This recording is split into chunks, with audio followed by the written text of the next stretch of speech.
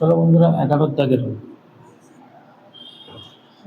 দাগের অঙ্ক বলছে একটি বস্তু 30 টাকায় বিক্রি করলে 25% লাভ। 30 টাকায় যদি বিক্রি করি লাভ হয় কত? 25%। তাহলে নিশ্চয়ই 125%-এ বিক্রি করি। বস্তুটি 33.7 টাকায় বিক্রি করলে কত শতাংশ লাভ? তাহলে 30 টাকা সমান সমান 125%, আর 33.7 টাকা সমান সমান কত পার্সেন্ট? এক সমান সমান 125 গুণিতক আরও বেশি হবে 33.7, 33.7/30, দশমিক খেয়ে একটা দুটো শূন্য, 5 সঙ্গে 125, 4 সঙ্গে 100, শূন্য শূন্য কেটে গেল। তাহলে শূন্য হয় থেকে 4, আর 5×10 140। তাহলে লাভ হচ্ছে কত পার্সেন্ট? 40%। 11 দাগের হয়ে যাবে সঠিক উত্তর। 12 দাগ দেখো।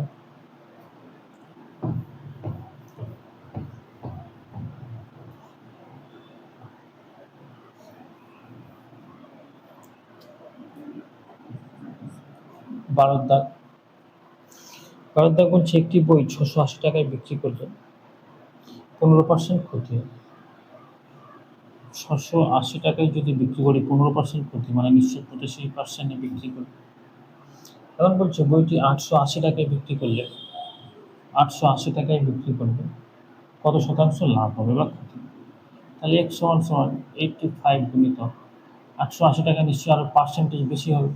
তাহলে 880/680, শূন্য শূন্য কেটে গেল, 4×68 আর 5×85, 4 দিয়ে কাটলে 4×2 = 8, 4×2 = 8, 5×2 = 10, হাতে থাকে 1, 5×2 = 10 এর 11, 110। তার মানে নিশ্চয়ই 10% লাভ। 10% লাভ। 12 দাগের ডি উত্তর। ঠিক হয়ে যাচ্ছে। চলো 13 দাগ দেখো।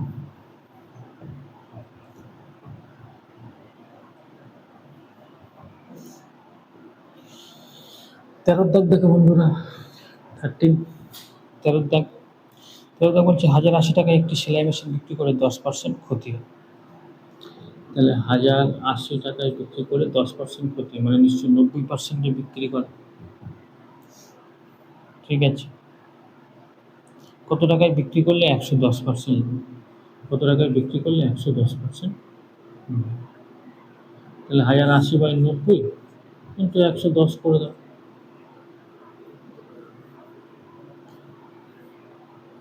শূন্য শূন্য কেটে গেল, 9×12 108, 12কে 11 দিয়ে গুণ, 12×10 120, আর 12 132, 1320 টাকা। 13 দাগের অপশান ডি হয়ে গেল সঠিক উত্তর। চলুন 14 দাগ দেখো।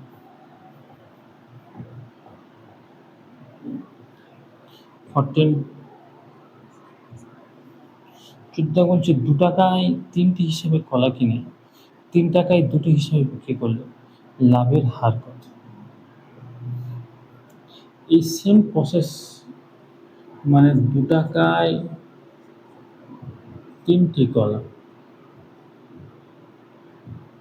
আর 3 টাকায় 2টি কলা, এই ধরনের অঙ্ক যদি আসে, বড় সংখ্যা স্কয়ার মাইনাস ছোট সংখ্যা স্কয়ার নিচে ছোট সংখ্যা স্কয়ার ইন্টু 100, এই নিয়ম করলে খুব তাড়াতাড়ি অঙ্কটা হয়ে যায়।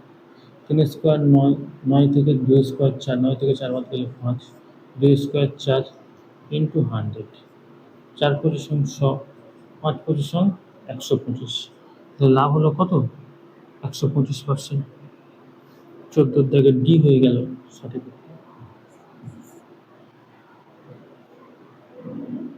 মানে এটাকে যদি আমি এক্স ধরি, এটাকে যদি ওয়াই ধরি, তাহলে Y square minus X square নিচে এক্স স্কোয়ার ইন্টু 100। এই ধরনের অঙ্কে এর ক্ষেত্রে খুব গুরুত্বপূর্ণ এই সূত্রটা মনে রাখা। চল 15 দাগ দেখো।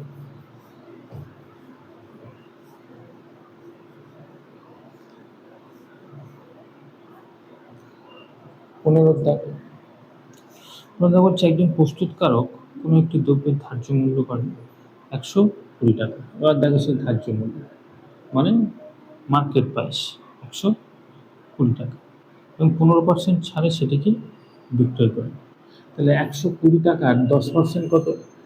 12, আর 5% মানে হাফ 6, 12 আর 6 18। তাহলে 15% ছাড়ে সেটি বিক্রয় করেন, মানে নিশ্চয়ই 102 টাকায় সেটি বিক্রি করেন। 15% ছাড় মানে কি? 120 টাকা দাম ফেলা আছে, 120 15%, 120 10% কত? 12, তার হাফ 6, মানে অ্যাকচুয়ালি 18 টাকা ছাড়ে বিক্রি করছে কত টাকা?